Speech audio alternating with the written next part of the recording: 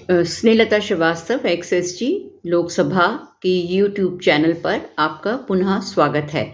इस वीडियो में मैं आपको मेंबर्स ऑफ पार्लियामेंट को मिलने वाली जो सुविधाएं हैं उनके बारे में बताना चाहूँगी।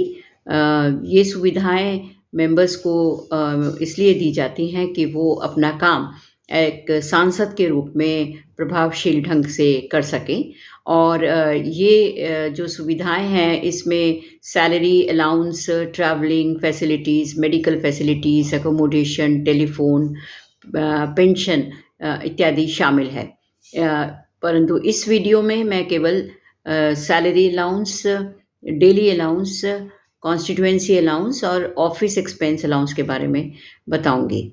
मेंबर्स ऑफ पार्लियामेंट को जो सैलरी अलाउंस और पेंशन इत्यादि दी जाती है वो एक एक्ट है, MSA एक्ट कहलाता है, salary allowances and pension of members of parliament act 1954।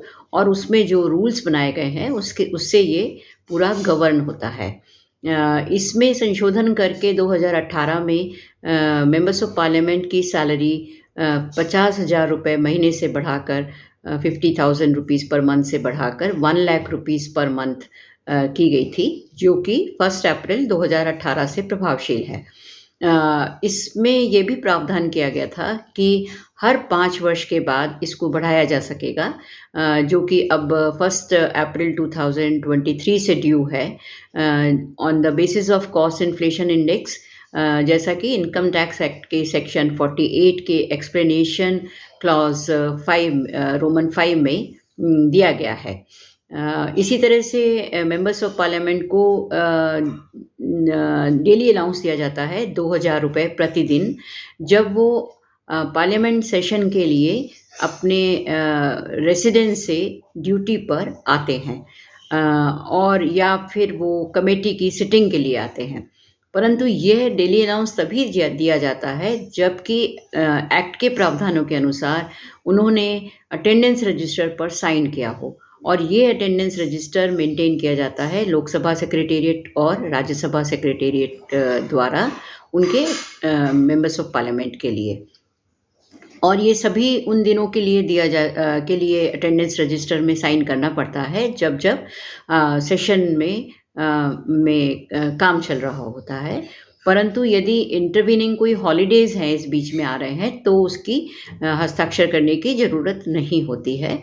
और इसमें ये भी दिया गया है कि डेली अलाउंस की पात्रता तब भी होती है जबकि सेशन और पार्लियामेंट का सेशन हो रहा हो, तो शुरू होने वाला हो, तो उसके 3 दिन पहले, जो कि 3 दिन से ज़्यादा नहीं हो सकता, उसका भी उन्हें डेली अलाउंस मिलता है। और पार्लियामेंट सेशन ख़त्म होने के बाद भी 3 दिन तक उनको ये डेली अलाउंस मिलता है।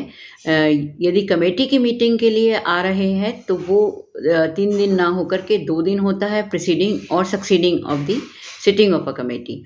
और या फिर कोई और काम हो जो मेंबर्स ऑफ पार्लियामेंट का पार्लियामेंट रिलेटेड होता है, तो उसमें भी उन्हें 2 दिन का प्रिसीडिंग और सक्सीडिंग अलाउंस मिलता है। इसके अलावा उन्हें कॉन्स्टिट्यूएंसी अलाउंस मिलता है, जो कि 70,000 रुपीज़ प्रति माह होता है, और यह भी 5 साल के बाद में इसको बढ़ाया जाता है, जो कि 1 अप्रैल 2023 से ड्यू है, जैसा कि मैंने आपको पहले बताया इनकम टैक्स एक्ट के अंतर्गत।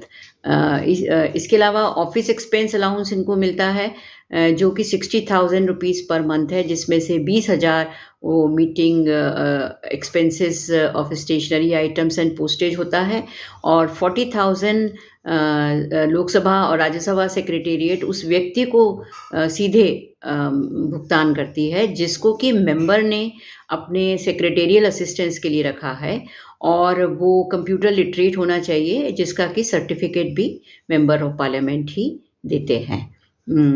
तो ये हो गया salary allowance, constituency allowance, office expense allowance and daily allowance के बारे में हिंदी में मैंने बताया।